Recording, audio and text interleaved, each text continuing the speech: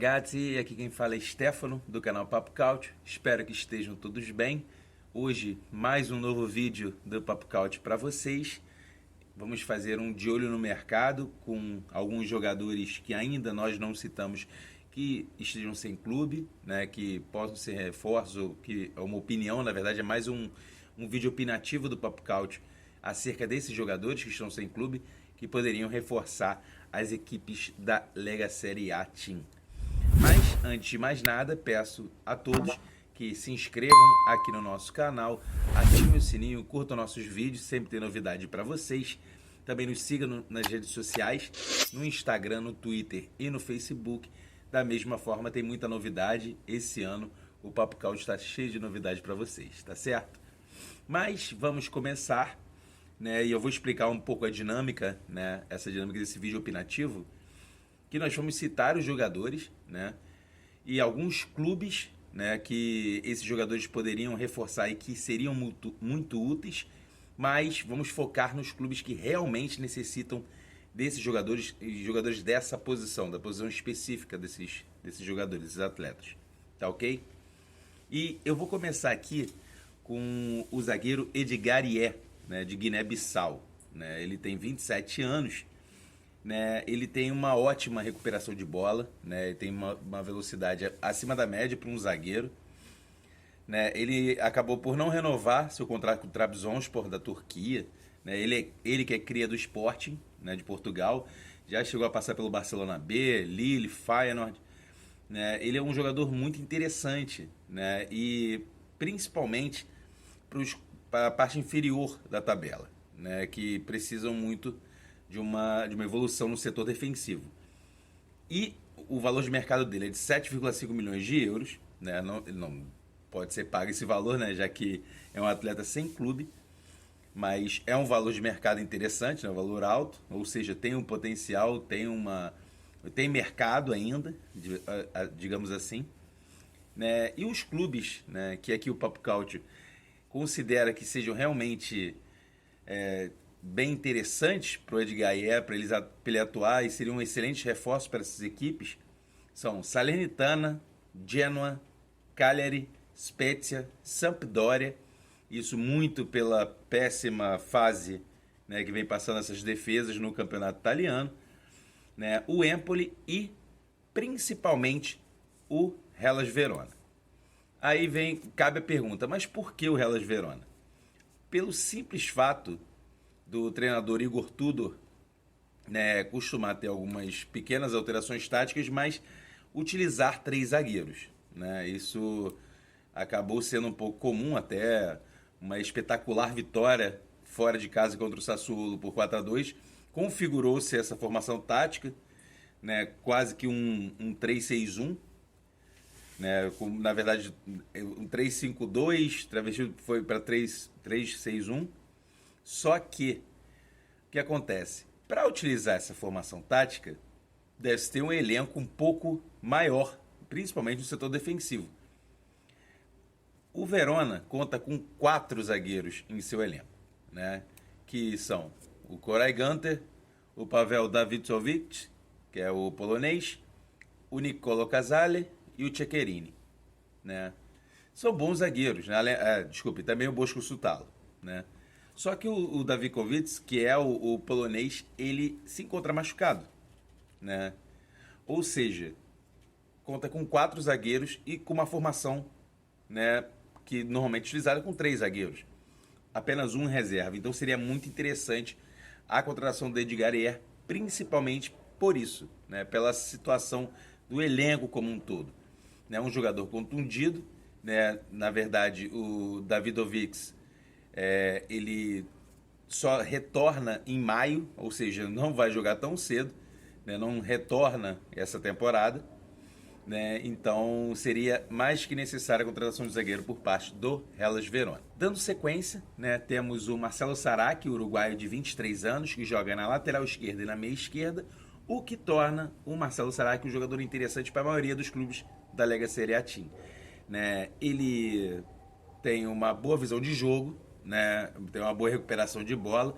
Ele se destaca muito mais pela raça e regularidade do que pela habilidade, né? Isso, apesar da pouca idade, né? E contando muito com a pouca idade dele, tem muito a evoluir ainda.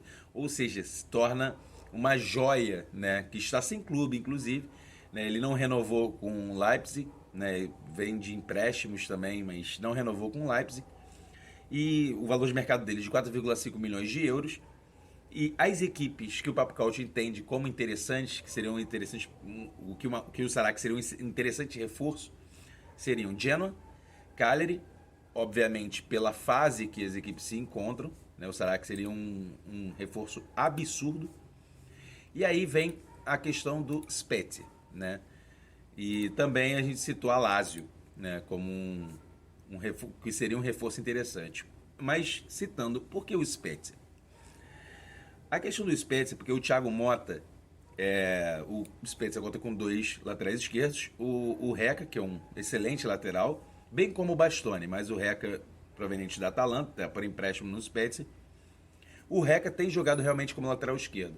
Só que o Thiago Motta utilizou Bastoni no meio campo, como volante, né? E não ficou mais nenhum outro jogador na reserva. Né? O que acontece? O Sarac seria um jogador interessante, uruguaio, exatamente pela questão do elenco também. Né? E é um jogador que seria muito importante por fazer 2 funções, como a lateral esquerda e a meia esquerda, e pela opção do Thiago Motta e utilizar o Bastoni em outra posição. Né? Acabaria modificando muito o esquema tático se necessitasse dos dois. Se o Reca se machucar, tem que recuar o Bastoni e muda um pouco os planos do Thiago Motta. Então o Spezia seria uma opção, né, para o Sarac. Outro caso seria da Lazio.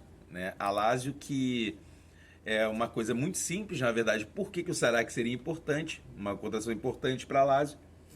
Porque a Lazio simplesmente não conta com lateral esquerdo. Né? O Kamenovic, né, não conseguiu ser inscrito, né, não atua ainda, só vai atuar no meio da temporada. E o Durmisi, que também se encontra suspenso. Né? Ele não vai atuar, não atua já tem algum tempo. E a Lazio tem atuado com o lateral direito, o Maruzic, né? Maruzic, ele tem atuado improvisado na lateral esquerda. Ou seja, o Sarac chegaria já provavelmente com uma titularidade por ser o jogador da posição. E também, pela meia esquerda, seria muito importante para a equipe da Lazio, que está com diversos desfalques. Então, há necessidade, acima de tudo, pelos desfalques que a Lazio tem encontrado no campeonato até aqui. Dando sequência, temos o Isaac Mbenza, né, que é um belga de 25 anos, joga tanto pela ponta direita como pela ponta esquerda. Né? Ele já jogou na base da seleção belga. Né? E ele é muito oportunista, é um atleta muito oportunista. Né? Ele acaba tendo um pequeno erro, na verdade, porque ele peca nas finalizações. É oportunista, cria jogadas, né, por esse oportunismo, mas peca um pouco nas finalizações. Né? E isso não interfere em nada a importância dele que ele possa ter para as equipes, né, que tenham deficiências ofensivas. Né? E no futebol italiano, atualmente, tem algumas que vêm por esse caso, por esse lado. Né? E ele é veloz, é incisivo, né? E ele realiza muito bem o que todos conhecem como facão. Ele faz muito bem essa jogada para criar oportunidades ou finalizar gol. Né? E ele é um atacante alto, é um ponta alto. Né? Ele tem 1,88 m, né? Ou seja, também a questão de ser oportunista, criar jogadas, um cruzamento na área. Ele, como ponta, pode entrar na área e ser mais uma opção de atacante de área durante a partida. Né? Ele estava no futebol do Catar, jogava no Catar SC, mas não renovou o contrato. É um jogador bem interessante. Né? Eu, pessoalmente, já vi alguns jogos dele na carreira dele, né, como um todo. É um jogador bem interessante. Né? O valor de mercado dele é 4 milhões de euros. Né? E as equipes que nós consideramos que seriam bem reforçadas com Benza, né, seriam Salernitana, Genoa, Cagliari e Veneza, pela lógica, né, por serem equipes que estariam com diversas falhas no setor ofensivo. Mas aí cai a questão da Sampdoria. né? A gente vai citar a Sampdoria e a Atalanta, surpreendentemente. Aí citamos por que a Sampdoria. A Sampdoria conta com um problema muito grave, né? O Damsgaard, que já não está numa boa fase nessa temporada, ele ainda se machucou, né? Não tem previsão para retorno. Não conta com outro ponta, né? Conta com o Cervo, né? Que é ponta esquerda, na verdade, mas não tem ponta direita no elenco. E ainda saiu o Torregrossa, né? Que, como nós citamos no Giro de Notícias, vai reforçar o Pisa, né? O Quagliarella está machucado, né? O Quagliarella que deve retornar ainda esse mês, né? Por esses dias, inclusive, né? A previsão é que ele retorne no sábado, mas não se sabe se vai para o jogo. Mas faltam opções, né? No final das contas, faltam opções para a ponta na equipe da Sampdoria, apesar da Sampdoria naturalmente não utilizar pontas em sua equipe, mas é importante você ter no elenco. O Mbenza seria de muita ajuda, né, ao elenco da Sampdoria, que passa por momentos difíceis na Lega Serie A Team. E a Atalanta é mais ou menos pelo mesmo sentido. Na verdade, a Atalanta conta com poucas opções, né, na frente. A Atalanta que conta, né, na teoria com o Ilicic está machucado. O Zapata machucado e os dois sem previsão de retorno. Além disso, ou seja, resumindo, conta com Muriel e Piccoli, né? E com isso, o treinador Gasperini tem que se virar com o que tem, né? Tem utilizado um atacante fixo, que é o Muriel, né, na frente. Os meias avançando muito, mas precisa de opções para o ataque. O Mbenza, acredito eu, seja até mais útil na Atalanta do que na Sampdoria, exatamente pela falta de opções de ataque na Atalanta. Dando sequência, vamos falar sobre um brasileiro, na verdade, ucraniano. É o Marlos, né? Marlos que já atuou no São Paulo, né? É o ponta direita, joga como meio atacante, principalmente, tem 33 anos já, né? Não tem mais o mesmo vigor físico, né, que levou a seleção ucraniana a se naturalizar ucraniano, inclusive, e a idolatria no Shakhtar, né, que ele é ídolo lá, mas não renovou com a equipe ucraniana. Né? Ele sabe organizar muito bem a fase ofensiva e isso pode ser um diferencial num possível reforço para uma equipe italiana. Né? O valor de mercado dele é de 3,5 milhões de euros, né? E algumas equipes, mais uma vez citando, começando pela necessidade óbvia, né, pela situação que passam no campeonato, são Salernitana, Genoa, Cagliari, Sampdoria e a Udinese. Por que a Udinese? Que é o ponto que nós iremos citar aqui. A Udinese, ela, na verdade, o estilo de jogo, se você acompanhar o jogo do Udinese e você lembrar como o Marlos jogava, né, no Shakhtar, no caso, porque no São Paulo não é mais o mesmo jogador, obviamente. A Udinese precisa de um jogador que centralize, né, que distribua melhor e tenha experiência. Obviamente o Depou faz muita falta ao Udinese. O Marlos é muito mais experiente que o Depou, mas o Marlos tem a criatividade e falta um pouco de criatividade no meio-campo da Udinese.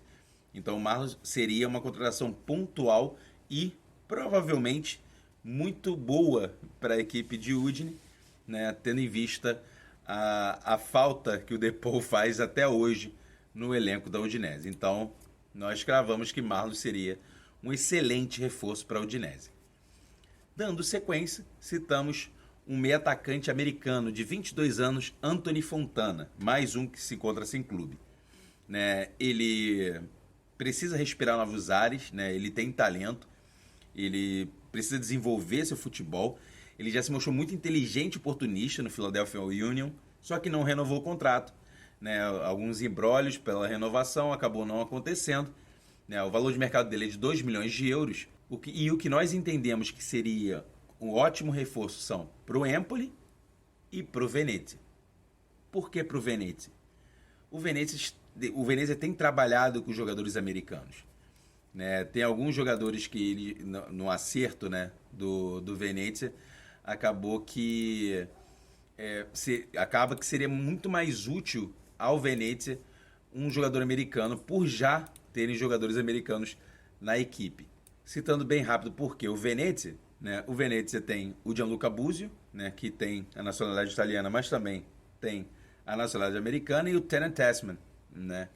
Que é americano, e também os donos do Venezia são de um consórcio americano, o que facilitaria muito, né, todo esse trâmite e essa contratação do Anthony Fontana, que, como eu disse, é um jogador muito interessante e, na nossa visão, encaixaria perfeitamente no Venezia devido a ter outros jogadores que falem a mesma língua com ele na equipe italiana. E, mais uma vez, dando sequência, temos o Giovanni Gonzalez, né, uruguaio, lateral direito, que também joga pela meia direita. Ele tem 27 anos, né, e ele não é mais um garoto, né, tem 27 anos, mas não é mais um jovem, né. Ele tem nacionalidade italiana, que facilitaria muito uma contratação para uma equipe do Calcio, né, e ele tem um excelente equilíbrio de defesa e ataque, né. Ele ataca de forma consciente, defende muito bem, né? Ele tem uma regularidade fantástica e se empenha muito em campo, né? Ele é um jogador muito interessante. Só que ele acabou não renovando com o Peñarol. Ele está livre no mercado, o valor de mercado dele é de 2 milhões de euros. E simplesmente citando quais seriam as equipes que ele se encaixaria, seriam Cagliari, Genoa, Spezia, Empoli, Sassuolo, mas principalmente a Salernitana. Por que a Salernitana? Porque a Salernitana, pura e simplesmente, não tem um lateral direito de origem em seu elenco, né? É complicado, né? A Salernitana já passa por uma situação bem difícil, né? Tá improvisando jogadores na lateral direita. No caso, atualmente, tem improvisado um meia-direita, né? Que é o Kekrida, né? Que é o tunisiano, né?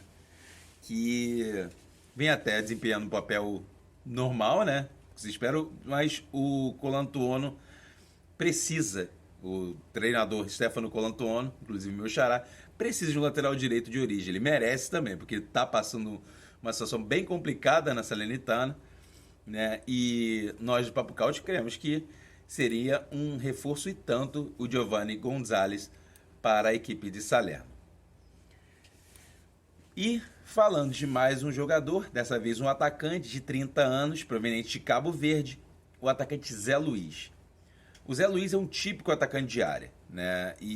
Mas ele aprendeu com a experiência, né, com o passar dos clubes, dos anos, a sair mais da área, né? Ele tem o diferencial de ser um atacante de área canhoto, né, que chama a atenção. Muitos treinadores até gostam muito desse tipo de jogador, né? Ele tem um excelente chute, né, e tem um posicionamento fantástico. O Zé Luiz parece que perdeu um pouco a linha das oportunidades, ficou um pouco afastado desse grande centro, né? Ele é ex-Porto, né? Mas ele não renovou com o Lokomotiv, que é sua última equipe, e ele poderia ser interessante para diversas equipes da Lega Serie A Team. O valor de mercado dele também é de 2 milhões de euros, e citando, mais uma vez, começando pelas equipes que, por natureza, pela colocação no campeonato, é muito mais prático contratar um reforço desse tipo, a Salernitana, o Cagliari, o Spezia, o Sassuolo e o Torino, o Zé Luiz se encaixaria perfeitamente, seria um excelente reforço, mas principalmente no Napoli. Por que o Napoli?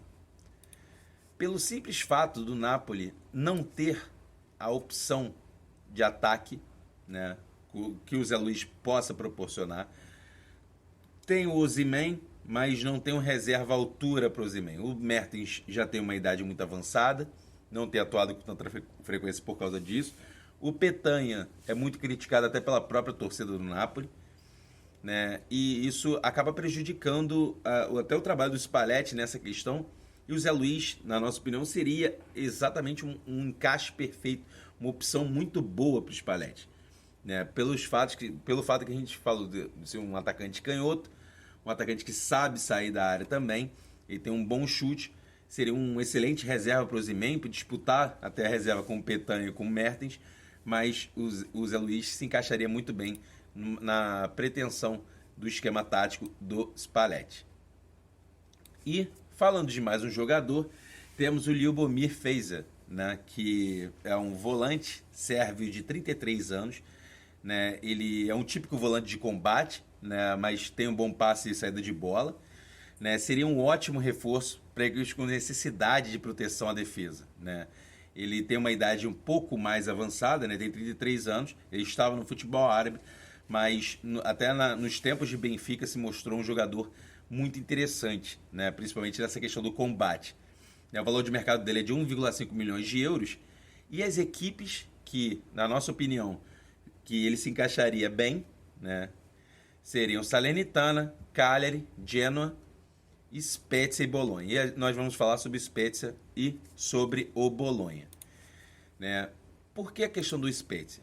Né? O Spezia, ele é uma questão até muito simples, né? Conta com 2 volantes no seu elenco, que é o Leuciano, brasileiro proveniente do Atlético Mineiro, está machucado, e o Ngiamba, que também está machucado, né, o volante.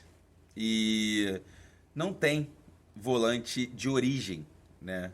Os 2 machucados não tem. O volante Fejsa seria um jogador muito interessante nessa questão na equipe do Spezia. Né? E por que nós citamos também o Bolonha? O Bolonha, até um forte abraço para o Renan Tanandoni, né, nosso amigo. Ele até pode me criticar depois no privado, mas fica entre a gente. Mas por que eu imagino isso no Bolonha também? O Bolonha conta com um meio-campo muito talentoso. Né? O Svanberg, o Domingues, né? Até o Schouten, né? O Viola, que foi contratado no desespero, mas vem sendo até titular em algumas oportunidades. O Bolonha precisa de um volante de pegada, um volante de marcação. E o Fejsa se encaixaria perfeitamente nessa questão. Né? Nós, do Papo Couch, até observamos muito isso. Né? O Bolonha tem uma equipe muito interessante, né? Sempre enche muitos olhos, né? Principalmente eu, pessoalmente, particularmente, gosto muito do Roberto Soriano, meio atacante, muito bom jogador, mas aí parece que falta essa peça, nem que seja o reserva, nem que seja um jogador que entre num sufoco do Bolonha, né? Ao invés de improvisar, que tenha esse tipo de jogador, e o Fejsa seria esse jogador, no caso, tá ok? Dando sequência, e para finalizar, temos o ponta-direito uruguaio Agustín Canóbio. Né? Ele tem 23 anos, né? Ele não renovou o contrato com o Peñarol, e ele é um ponta muito inteligente e habilidoso. Né? Ele precisa desenvolver esse futebol e é óbvio que no futebol europeu, muito provável que ele consiga isso. Né? Ele não tem o costume de marcar gols, mas serve muito bem os companheiros. Né? Ele é muito mais um organizador, o cara do passe a gol do que o artilheiro. Né? Uma aposta muito interessante, o valor de mercado dele é de 1,5 milhões de euros. Né? E as equipes que nós poderíamos citar como interessante para adquirir Agustín Canóbio, que encontra-se sem clube, seriam Empoli, Sassuolo, né? Sassuolo, um adendo pela saída do Boga, sempre é interessante que busque os pontas, né? Torino, Fiorentina, Napoli, mas principalmente Lazio e Atalanta. Por que Lazio e Atalanta? A Lazio, né, pelo fato de dois pontas, né, que tem no elenco, 2 estarem suspensos, né, que é o Adekanier, né, que está suspenso de todas as competições, e o Cristiano Lombardi, né, também está suspenso, e o Pedro, o espanhol que atuava até na Roma, está machucado. Né? O Pedro, que não tem previsão de volta, né? Então o que acontece? A Lazio se encontra sem ponta direita. Né? Até tem atuado o Felipe Anderson na ponta direita, mas o Agustín Canóbio seria uma aposta interessantíssima, né? Por ser um jogador, como eu citei, muito inteligente e habilidoso, e agregaria demais ao elenco da Lazio, do treinador Maurício Sarri. E na Atalanta é a mesma questão que eu citei anteriormente. A Atalanta conta com poucas opções no ataque, e as contusões do Litite e do Zapata, né, deixaram isso bem gritante, por isso que torna Agustín Canóbio, que seria um excelente reforço para a equipe da Atalanta. Todos esses jogadores que eu citei até agora, seriam interessantes para diversas outras equipes da Lega Série A, mas nós citamos exatamente as equipes que precisam desse tipo de jogador na nossa visão e na visão que o próprio campeonato tem mostrado e a formação do elenco, né, de cada equipe que com o passar das rodadas foi demonstrada as deficiências, né?